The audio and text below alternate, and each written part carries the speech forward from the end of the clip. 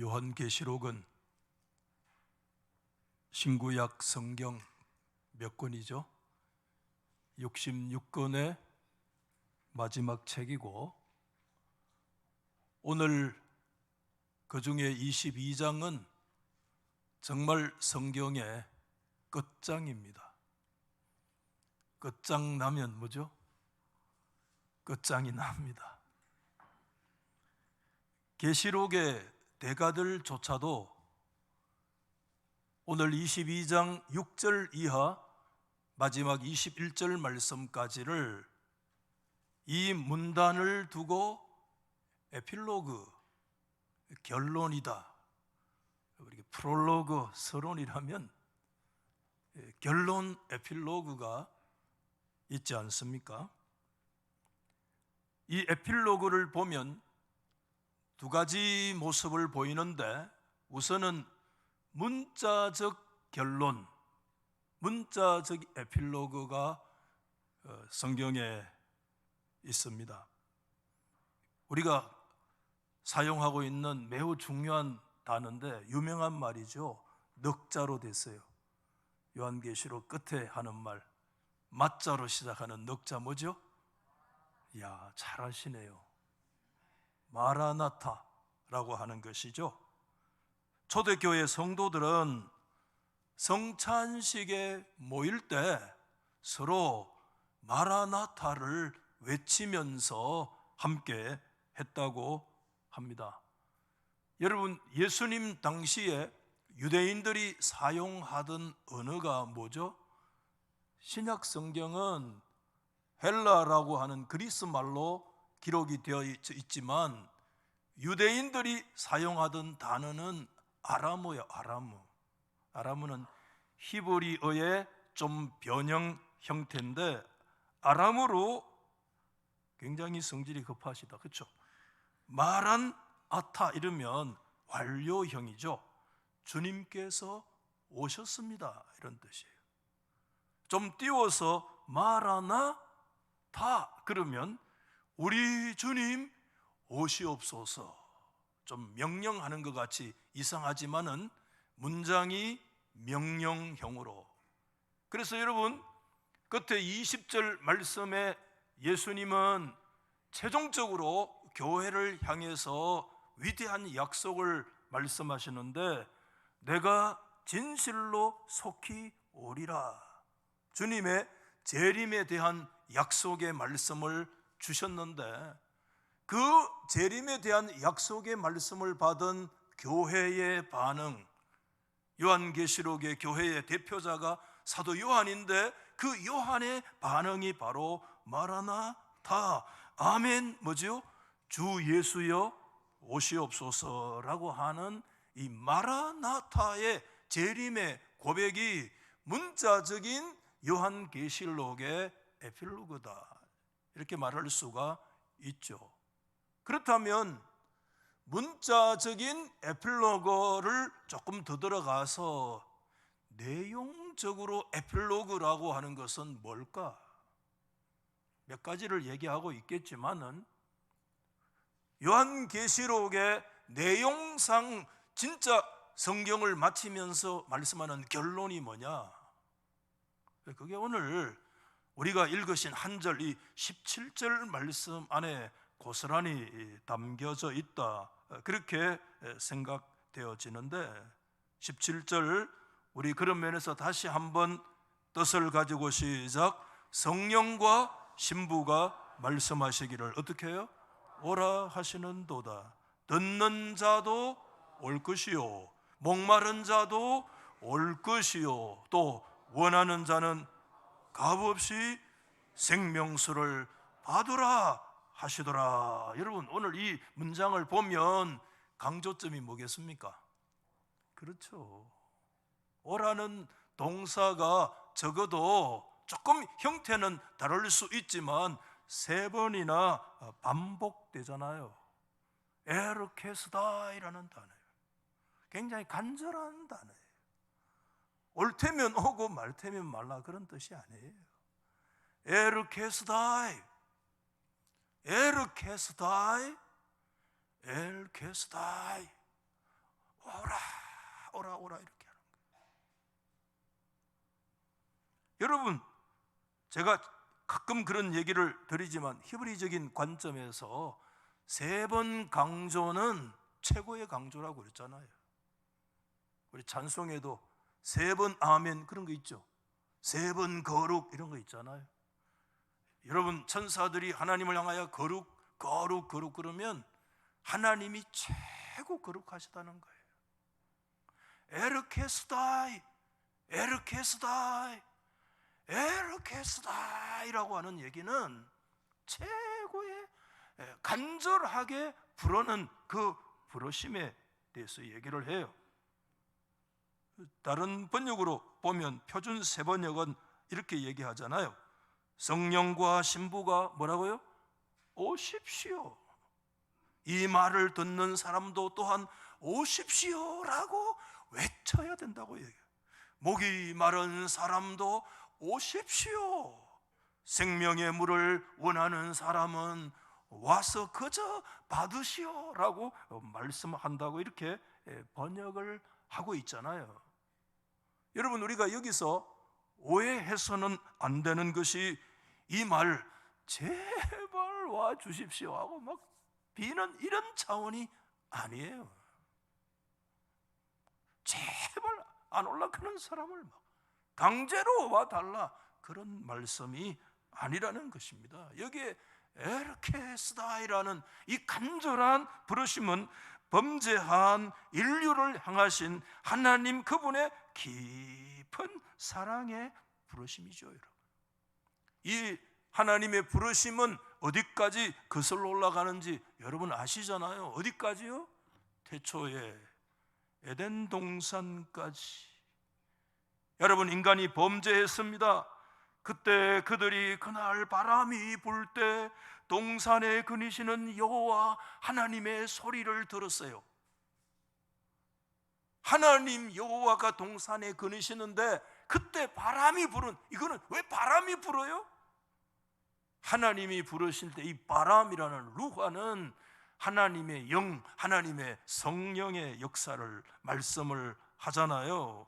그때 여러분, 범죄한 인생들은 하나님의 그 움직이시는 성령의 소리를 듣고 아담과 그의 아내가 여호와 하나님의 낯을 피하여 동산 나무 사이에 뭐 했어요? 숨었다. 참 충격적인 말이죠. 범죄한 인생은 나무 사이에 숨었습니다. 그때 여러분, 하나님께서 뭐라고 말씀을 하셨어요? 3장 9절 말씀에 유명한 말씀입니다. 같이 읽어보실까요? 여호와 하나님이 뭐지요? 아담을 God called, 아담을 부르시며 Where are you? 네 어디 있느냐? 라고 묻는 거예요. 하나님의 원초적인 부르심이에요. 범죄해서 하나님의 낯을 피하여 나무 뒤에 가서 꽁꽁 짐승처럼 숨어있는 인생을 향해서 하나님은 그날 하나님의 성령의 바람으로 동산의 거니로 오셔서 God called, 하나님이 그들을 부르시면서 너 어디 있느냐라고 말씀을 하셨습니다. 여러분, 상상해 보세요. 그때 하나님께서 어떻게 부르셨을까요? 어떻게 해요? 야야 이렇게 쓸까요? 경상도 저 상주에는 부를 때 뭐라고 부르는 줄 아세요? 딱 줄여가지고 성질 급해요. 야이 이렇게. 저희 아내가 경남 출신이잖아요. 그래서 상주로 시집을 왔는데 시어머니가 우리 아내를 부를 때 야이 이렇게 하는 거야. 그래서 저에게 솔직히 얘기하더라고요. 내가 그 부르는 말이 정말 적응이 안 된다. 뭐 어떤데? 뭐 길게 부를 거 뭐 있노? 야 아가 뭐 이렇게 할 거. 우리는 그런 거 간지러워서 못 부른다. 한마디로 딱 그냥 딱 맺어진다. 뭐 야이 이러면 된다. 멋있잖아요. 몇 번 설명하니까 그래도 적응이 안 된대요. 부르면 되지. 야이가 뭐이고 야이가. 상주는 그래 부른다. 네, 이렇게. 하나님이 아담을 부를 때 어째 불렀을까요? 왜 불렀을까요, 최장로님? 그렇지. 아무것도 모르면 어떠지? 아담아. 저도요, 나이 얘기해서 미안합니다만은 개인적으로 나이가 조금씩 들어가다 보면 때로는 어떤 순간이 있는가 하면 외로울 때 있어. 그렇죠? 장로님 외로울 때 없습니까? 장로님 얼굴이 막 환하게 빛나시고 오늘 아침에 뭘 발랐는지 외로울 때가 있죠. 혼자 된 듯할 때도 있어요. 그래서 카프카의 변신이라는 소설에 보면 그레고르 잠자라는 사람은 아침에 일어나니까 뭐로 바뀌어 있었어요? 벌레로. 벌레 씹은 얼굴로 쳐다볼 때가 있다니까. 목사도 때로는 벌레가 될 때가 있구나. 목회하다 보면 그런 걸 느낄 때가 있거든요. 그럴 때 있어요. 사람이 살다 보면 모두가 벌레처럼 들여다볼 때 있어요. 미안하지만 인생이 외로울 때가 있어요. 혼자 처해질 때가 있어요. 그때 원초적인 음성이 들려와요. 인간적인 원초의 음성이 제가 뭐냐 하면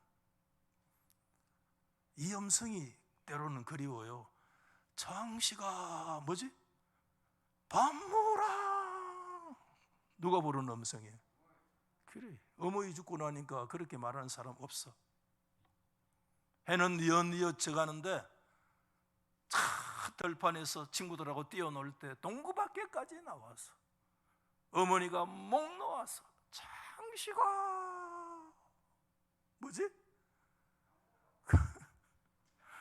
밥 먹어라 이 소리가 들려오더라고. 제가 안 갑니까? 인생이 나이가 좀 들어가면 책 읽은 것도 헛방이고 공부한 것도 헛방이고 부모의 원초적인 가르침만 다 앙칼하게 남더라고. 부모의 가르침이 매우 중요하다. 잔소리라도 자주 해야 된다. 이런 생각을 좀 해요, 사실은. 밥 먹어라 소리가. 그 소리가 영혼을 울리더라니까요.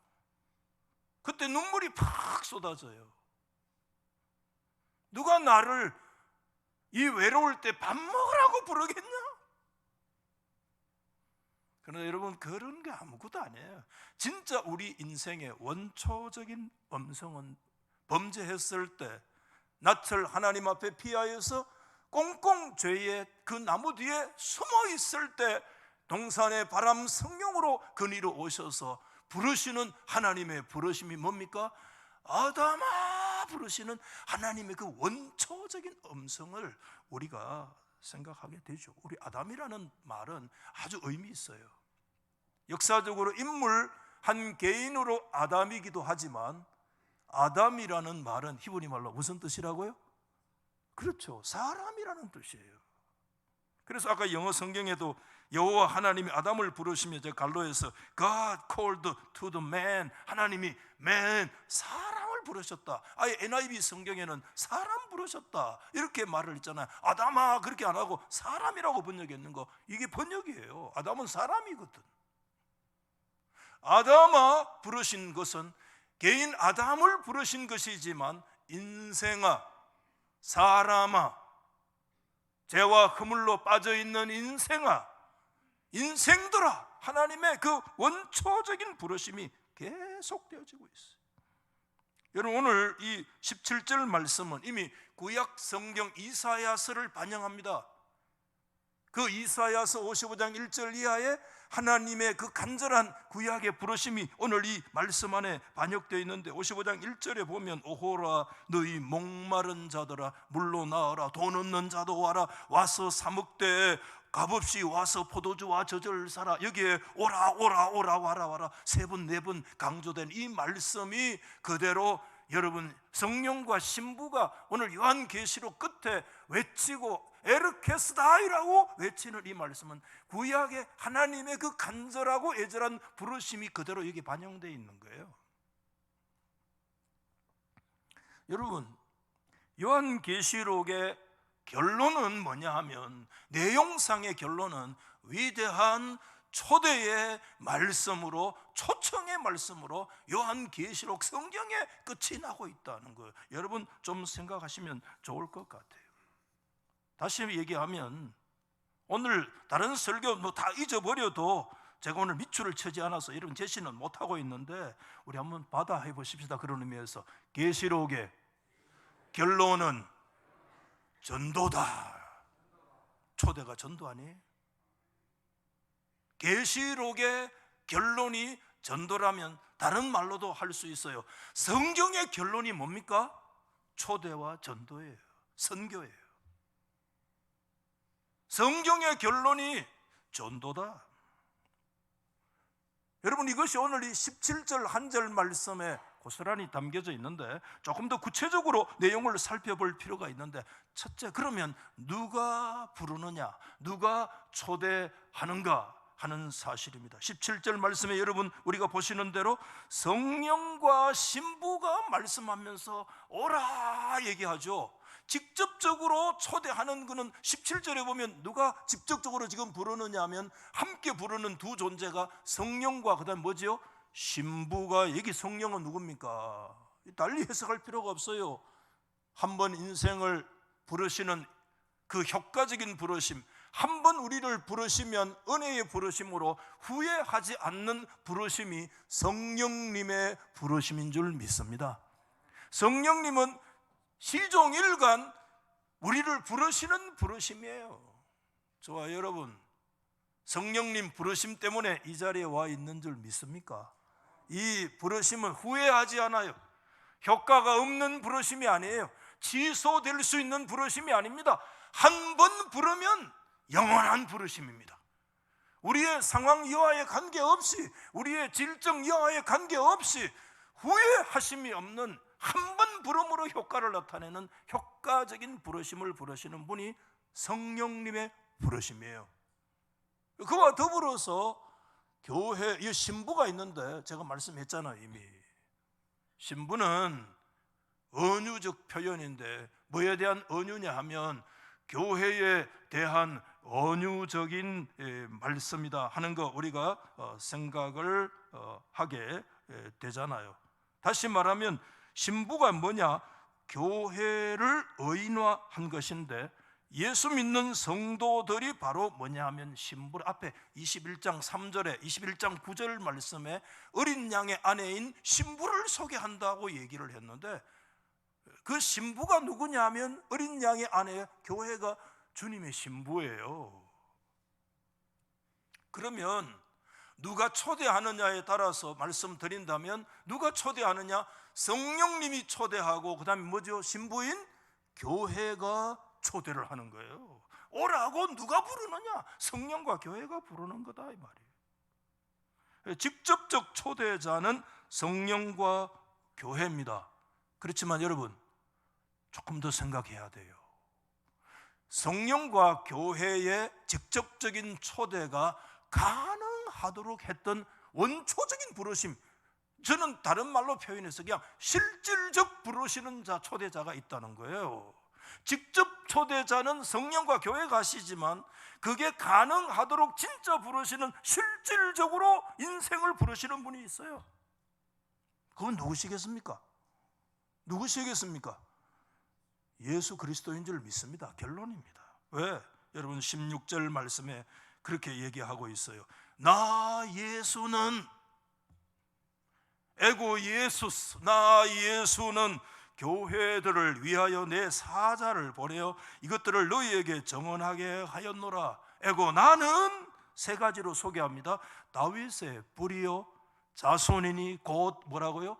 광명한 새벽 별이다. 이렇게 자신을 세 가지로 소개하시는 예수 그리스도가 실질적인 초대자예요. 그리스도의 초대가 없다면 교회의 초대도 불가능하고 성령님의 초대도 불가능합니다. 성령님은 그리스도의 영이기 때문에 교회의 성령님의 초대는 예수 그리스도의 초대를 근거로 해서만이 성령이 부르실 수 있고, 예수 그리스도의 초대를 근거로 해서만이 하나님의 교회가 이 거룩한 위대한 영적 초청을 할 수 있는 거예요.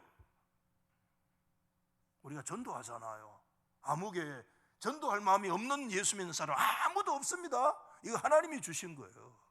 하든 안 하든 그게 중요한 게 아닙니다. 예수 믿는 모든 사람들의 마음에는 이 거룩한 복음을 전하는 이 영적 초대의 마음을 다 가지고 있어요. 아멘이죠.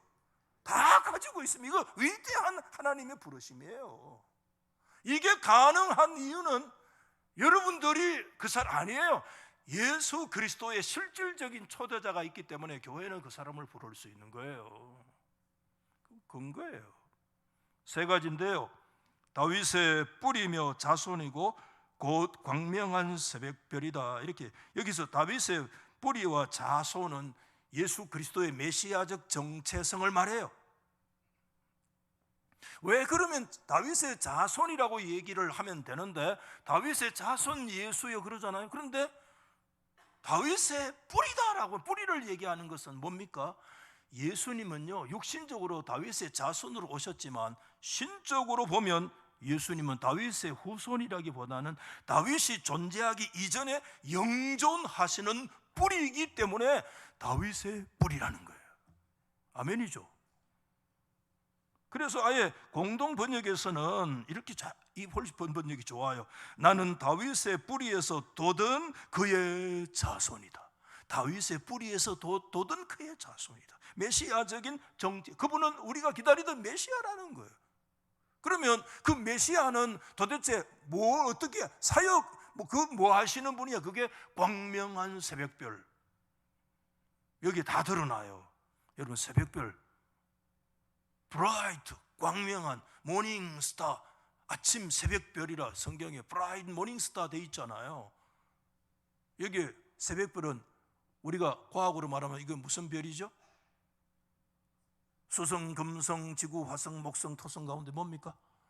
금성, 비너스라고 하는 별입니다. 금성이죠.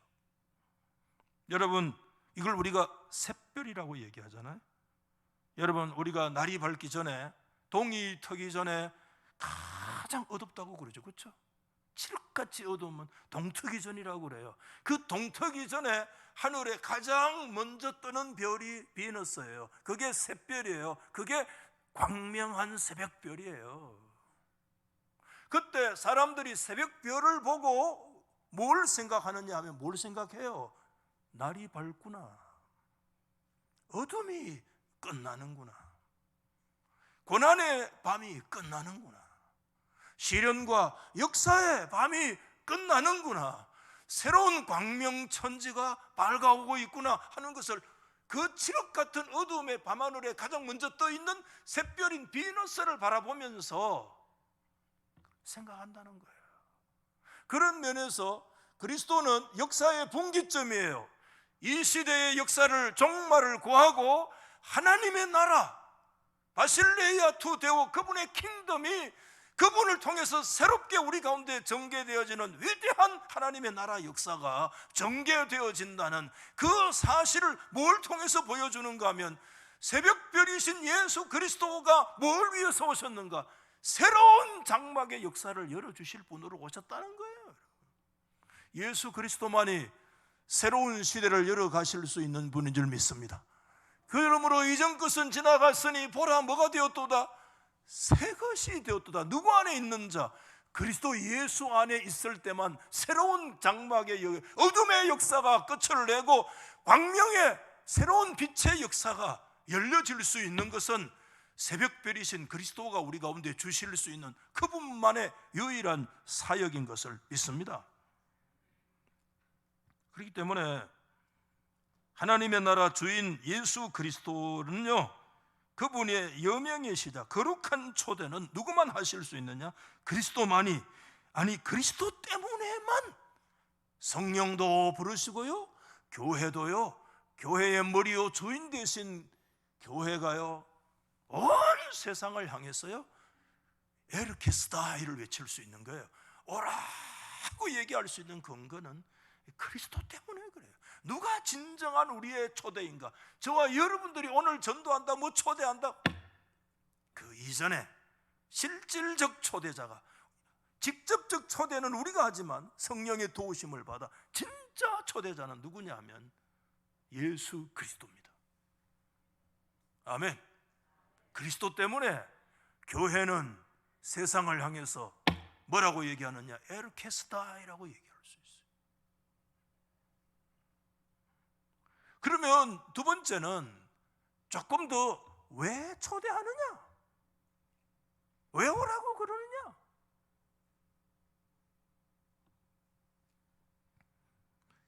여러분, 한두 가지 뜻이 담겨 있어요. 교회의 본질적인 사명이거든요. 주님께서 성천하시고요, 내가 속히 오리라, 주님의 재림이잖아요. 교회는 어디 있는가 하면, 교회는 그리스도의 성천과 다시 오실 재림 사이에 이 중간기에 있는 존재가 교회예요. 이 중간기에 있는 교회의 유일한 사명은 신부와 성령이라는 이 조합을 통해서 말씀하고 있어요. 교회는 성령과 떼어질 수 없어요. 교회는 성령의 역사와 불가분리 속에 있어요. 성령님의 도움을 받아 교회는 해야 될 사명 한 가지가 있는데, 초대의 사명, 오라고 외치는 게 교회의 그리스도 재림 직전의 유일한 교회의 본질적 사명은 오라는 거예요. 교회는 뭐 하는 곳이냐? 사람들을 초대하는 것입니다. 교회는 다른 거 아닙니다. 교회가 해야 될 본질은 성령의 도우심을 받아 성령의 효과적인 부르심 속에 온 세상을 향해서 에르케스다이를 외치는 유일한 단체가 교회입니다. 이걸 놓치면 안 돼요. 그러면 뭐 때문에 뭐 하려고 교회가 왜 부르느냐? 왜 교회만 할 수 있는데 왜 교회가 그렇게 할 수 있느냐? 그거 여러분, 교회는요 그저 사람의 마음을 편하게 해주고, 물론 편하게 해줘야죠. 오늘 교회 갔다 오니 마음이 편하네, 그것도 은혜인데 거기 있으면 기독교에서 뭐가 아리까리하다? 그게 아니에요. 목적은 어떤 외적인 환경을 바꾸어 주는 것도 아닙니다. 교회가 해야 될 일은 한 가지입니다. 교회만이 할 수 있는 일은 한 가지입니다. 우리 한번 받아하십시다. 와서 뭐를 먹어라? 생명수를 먹어라. 생명수. 교회가 할 수 있는, 교회만이 할 수 있는 일은요, 생명수를 나누어 주는 것은 성령과 교회의 일입니다. 세상의 어떤 단체도 일 못합니다. 세상의 어떤 곳도 이거 할 수 없어요. 교회만이 할 수 있는 유일한 일이 있는데, 그거 교회가 생명수를 받아 먹어라, 생명수를 나누어 주는 것은 어디서 나오느냐? 교회에서 나오는 거예요. 아멘. 사람들 지식을 배우려면 어디 가서 배워요? 학교 가서 배워야 돼요. 돈 벌려면 직장에서 돈 벌어야 돼요. 그러나 여러분, 생명수를 나누어 줄 수 있는, 생명수로 초대할 수 있는 주님이 세우신 유일한 기관이 하나 있는데, 그 에클레시아예요. 그게 교회예요. 주님의 신부만이 성령의 도우심을 받아서 할 수 있는 일이라는 거 우리가 놓치면 안 돼요. 왜? 누가 그것을 주실 수 있느냐? 예수 그리스도만이 주실 수 있기 때문에. 그래서 여러분, 21장 앞에 6절 말씀에 이렇게 말씀하잖아요. 이루었도다. 에고 나는 뭐지요? 알파와 오메가요, 처음과 마지막이라. 그 다음에 받아하십시다. 내가 뭐를요? 생명수 샘물을 누구에게요? 목마른 자에게 값없이 주리라. 이게 여러분 17절 2장 그 다음 장에 한번 반복되는 말씀 아니겠어요? 내가 생명수 샘물을 돈 받고 안 주고, 지식 따라 안 주고, 돈 따라 안 주고, 그 사람의 인물 따라 조건 따라 안 주고, 조건 없이 은혜와 사랑으로 값 없이 샘물처럼 솟아나는 생명수를 내가 주리라. 아멘.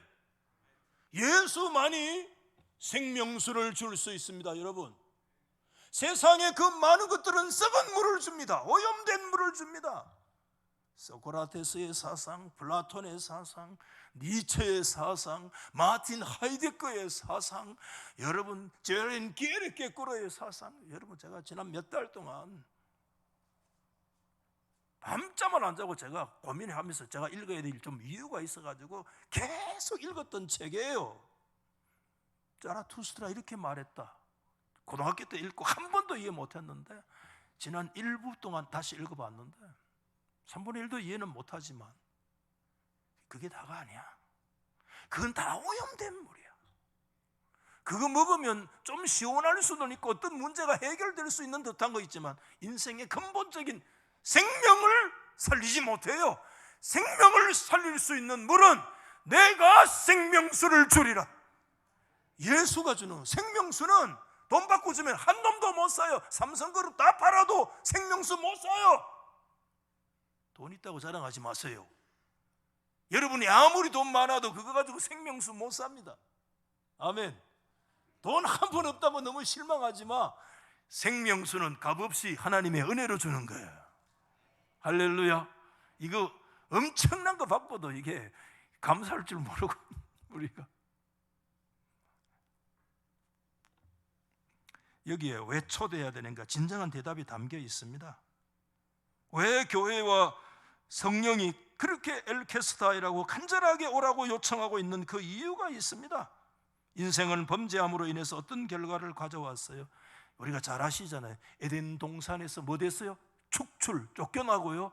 쫓겨났을 뿐만 아니라 정말 치명적인 것은요, 생명나무로 나아가는 길에서 우리는 단절됐어요. 여러분 창세기 3장 22절 잘 아시잖아요.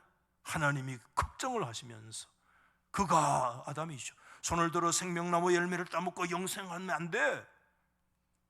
그래서 하나님이 그들을 쫓아내시고 그 다음에 심지어 에덴 동산 동쪽의 그룹들과 두루도는 화영금이라고 그랬는데 불칼을 두어 생명나무의 길을 뭐죠? 지켰어요. 생명나무로 가는 길을 하나님께서는 화영금을 두어서 두루도는 그룹 천사들을 두어서 한 놈도 근처에 얼씬도 못하도록 하나님이 지킨 거예요. 여러분, 창세기 3장 이후에 생명나무는 성경 역사 속에 종적을 감추어요. 어디로 갔는지 사라져버려요. 생명나무로 갈 수 있는 길은 인생들이 이것 찾으려고 구원의 길을 찾으려고 엄청 노력했어요. 이단들도 들어가 보면 구원의 길을 얘기해. 엉뚱한 소리를 해. 수많은 사상 철학자들 구원에 대해 얘기해. 생명나무로 나가려고 하는 길을 찾으려고 한다니까요. 그래야 이 보편적인 사람들에게 가슴에 와닿잖아요. 그게 위대한 철학들의 그 모습이 보편적인 가르침을 주기 때문에. 스카모니도 그런 보편적인 가르침을 주면서 우리를 이끌어갈 생명길을 못 찾아요. 종적을, 길 자체를 잊어버렸어요. 근데 이게 언제 나타나느냐? 요한계시록에 나타나요. 요한계시록에 여러분 7교회 가운데 첫 번째 교회가 에베소 교회에 이기는 자에게 내가 생명나무의 과실을 주어 먹게 하리라 하고 약속을 하신 이후에 21장 22장 말씀에 드디어 이 감추어졌던 생명나무가 나타나는데, 여러분 22장 오늘 1절과 2절 말씀에 그런 말씀이 있잖아요. 그가 수정같이 맑은 생명수 강을 내게 보이는데 보좌로부터 나와서 광 좌우에 생명나무가 있어 그 잎사귀들은 만국을 치료하기 위하여 있더라. 목마른 인생에게 생명수의 강수를 줄 수 있는 생명나무는, 성경의 생명나무가 누구냐? 여러 가지 많은 얘기를 해요. 그러나 결론은 간단해요. 성경에서 말하는 생명나무, 창세기부터 요한계시록까지 생명나무는 예수 그리스도입니다. 예수 그리스도가 생명나무입니다.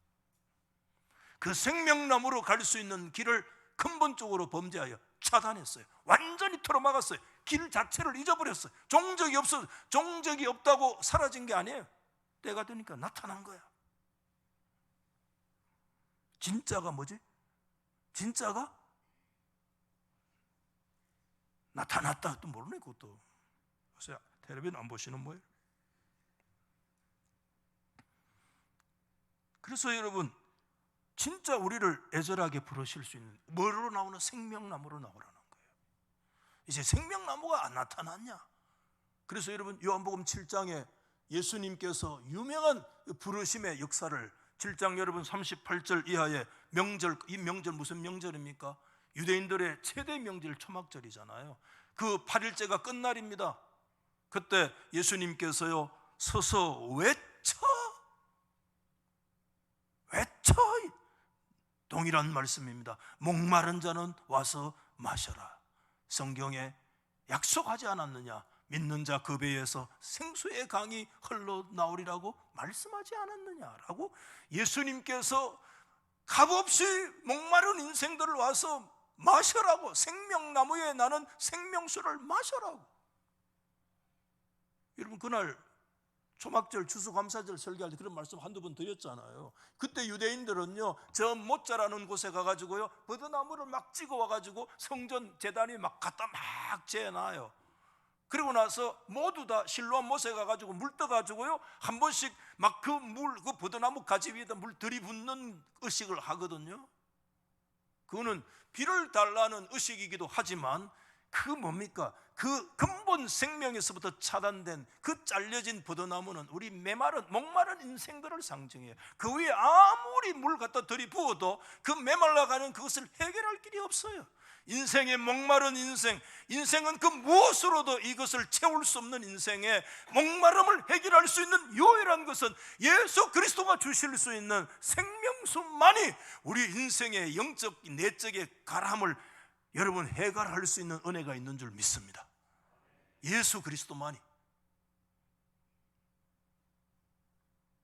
마지막, 그러면 언제 초대해야 됩니까? When? 여러분 이 말씀을 얘기할 수 있는 하나의 단서 구절이 22장 10절에 나타나 있는데, 또 내게 말하되 이 두루마리 예언의 말씀을 뭐 하지 마라? 임봉하지 마라. 왜? 때가 다가왔기 때문이다. 이렇게 말씀해요. 여기에 중요한 단어라고 저는 생각했어요. 임봉을 하지 마라. 이거 변하거든요. 임봉은 뭡니까? 도장을 찍어서 딱 봉하는 것이 임봉입니다. 편지 봉투 딱 풀칠 발라가, 밥풀떼기 발라가 딱 봉하잖아요. 그 임봉이라요. 여러분 전에는 어떻게 됐어요? 전에는요 이 두루마리는요 아무도 뗄 수 없도록 임봉되어 있었어요. 왜? 아직 때가 안 됐기 때문에. 그게 언제 나타나느냐? 구약 성경에 언뜻 다니엘서 하나님께서 그 계시를 보여주셨는데, 다니엘아 마지막 때까지 이 말을 간수하고 이 글을 뭐 해라? 봉함하라, 봉인해라는 겁니다. 단디 덮은 아래 이 말입니다. 그가 다니엘아 갈지어다 이 말은 마지막 때까지 간수하고 봉인해라. 구약에는 이게 봉인돼 아무도 못 뜯어봤어요. 하나님의 구원 계시가 어디에 있는지, 생명나무로 가는 길이 어느 곳에 있는지 그 두루마리는 봉함되어 있기 때문에, 인을 떼어지지 않았기 때문에, 왜? 아직 때가 오지 않았기 때문에. 그것은 아무도 열어볼 수도 없다. 다 봉함되어 있을 때, 때가 올 때까지. 근데 이 봉함이 드디어 떨어진 거야. 그게 요한계시록 성경이에요. 그게 요한계시록 5장 말씀에 나타나요. 사도 요한이 계시를 봤어요. 하늘의 광경이, 하나님이 보좌에 앉아 계시네. 그 보좌에 앉으신 하나님의 오른손에 뭐 있어요? 두루마리가 책이 기록되어 있는데, 들려 있는데, 그 책은 여러분 7개의 임봉으로 딱 봉함을 갖고 있는데, 그거 생각하니까 그때 사도 요한이 통곡했잖아요. 왜 통곡했습니까? 여러분 잘 아시죠? 하늘 위 땅 아래 이 천상천하에 하나님 보좌 앞에 있는 저 오른손에 들려진 책을 펴서 그 봉함을 뗄 수 있는 존재가 아무도 없기 때문에. 그래서 이거 큰일 났다, 저게 떼져야 되는데 아무도 그걸 뗄 수 있는 존재가 없는 걸 보고 막 억울해가지고 통곡을 하는데, 그때 장로 중에 하나가 와서 Don't cry, 울지 마라, 성경에 말씀을 했어요. 울지 마라. 뭐라고요? 유다 지파의 사자 다윗의 뿌리가 이겼으니 그 두루마리와 7의 인을 떼리라. 승리하신 예수님만이 그것을 떼실 수 있는 불. 아멘. 그 소리를 듣고 탁 고개를 돌려서 돌아보니까 5장 6절 말씀에 누가 서 계시느냐 하면 내가 또 보니 보좌와 내 생물과 장로들 사이에 한 어린 양이 서 있는데 일찍 죽임을 당하신 같은 이분이 누구십니까? 예수 그리스도인 줄 믿습니다. 여러분, 일찍 죽임을 당하신 그리스도의 십자가로 우리를 섬기신 그리스도만이 그 역사 속에 봉함된 하나님의 그 생명의 구원의 그 봉함을 뗄 수 있는 유일하신 분이 누구냐? 십자가에 죽으신 그리스도 외에 그 봉함을 뗄 수 있는 분이 없습니다. 그래서 울음을 그치고, 그래서 그분이 그 보좌 앞에 나아가서 당당히 하나님 아버지로부터 그 두루마리를 받은 그 7개의 인봉을 하나씩 하나씩 떼면서 하나님의 위대한 구원의 역사가 성취되어 가는 것이 요한계시록 6장 이후에 나타나는 말씀 아니에요? 그 7인과 그 다음에 여러분 7 나팔과 7 대접의 역사로 막 7 대접과 나팔의 역사로 전개되어지는, 그게 서로 맞물려 있잖아요. 7에서 가가지고 그 역사를 누가 이끌어 가시느냐? 7은 전적으로 예수 그리스도와만 관계되어 있어요. 그리스도만이 7의 인을 뗄 수 있어요. 아멘. 그리스도만이 봉함의 오전 하나님의 역사를 열어가실 수 있는 분이에요.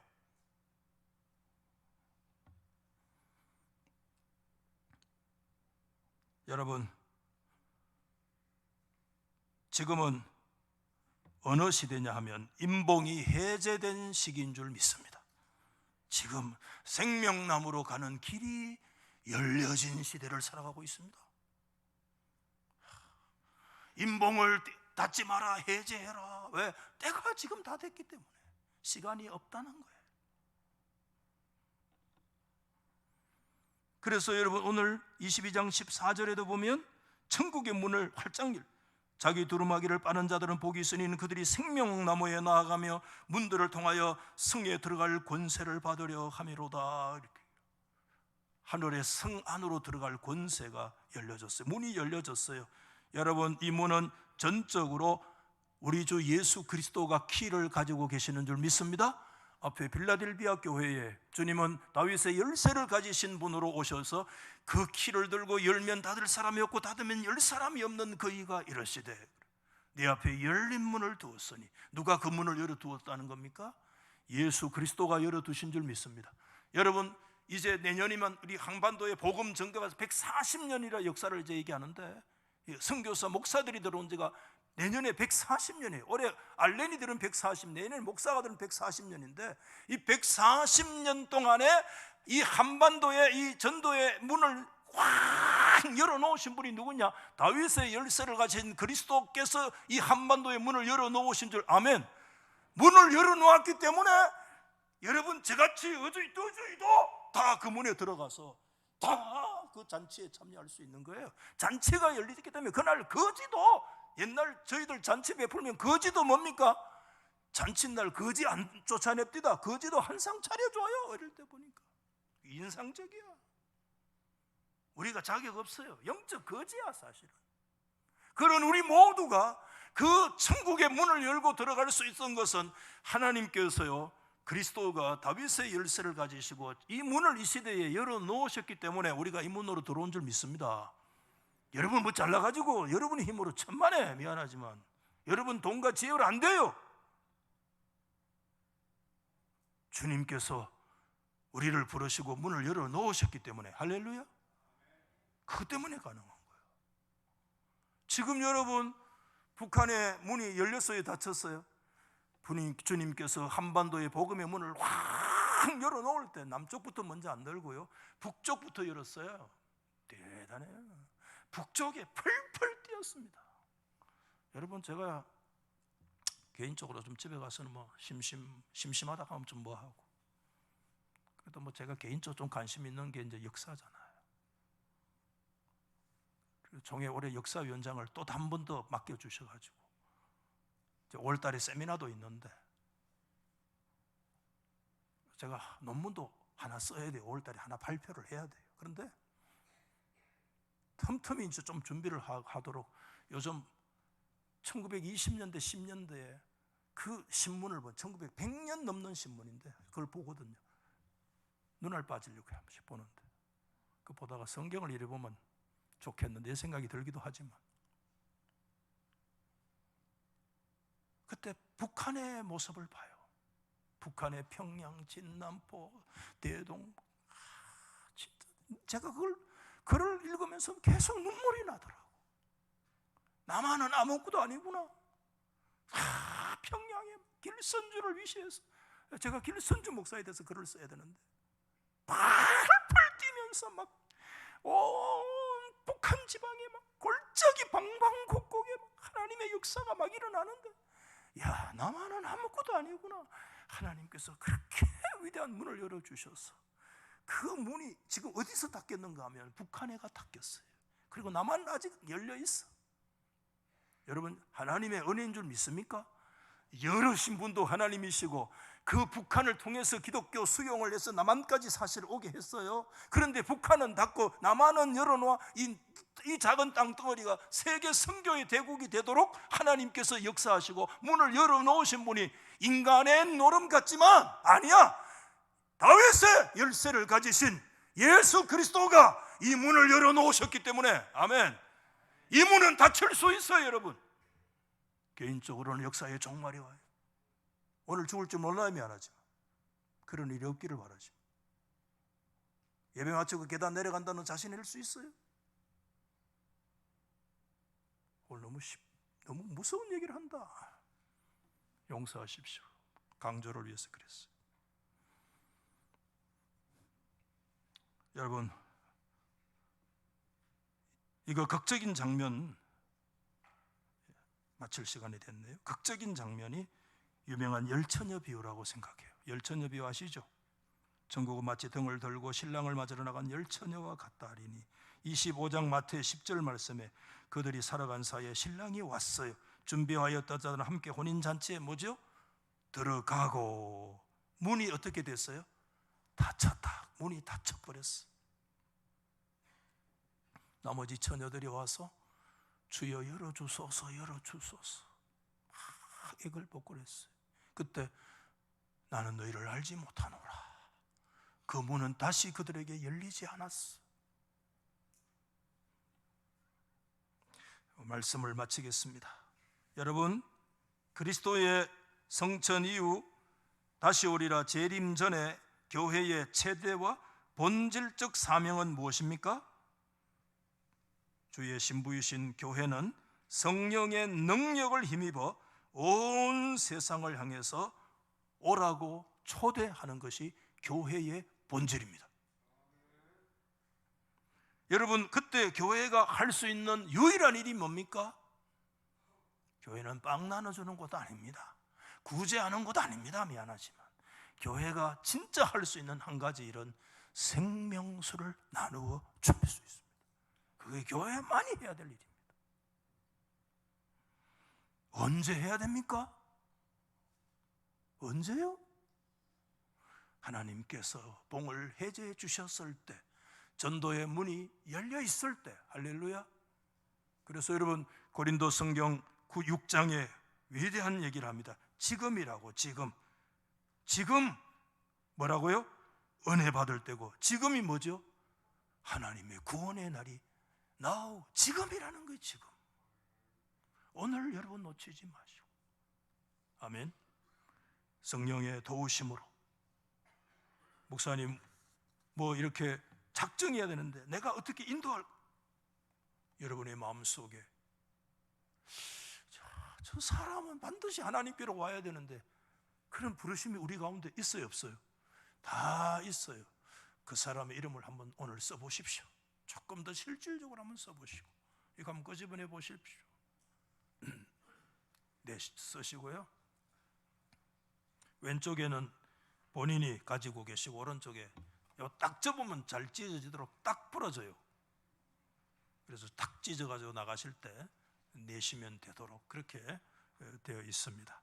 꼭 다 있다니까요. 하나님은 다 우리에게 그런 사람을 부르시게 하신다니까요. 528장 1절과 2절을 드리면서요, 작정도 한번 하시고요, 또 헌금도 드리겠습니다.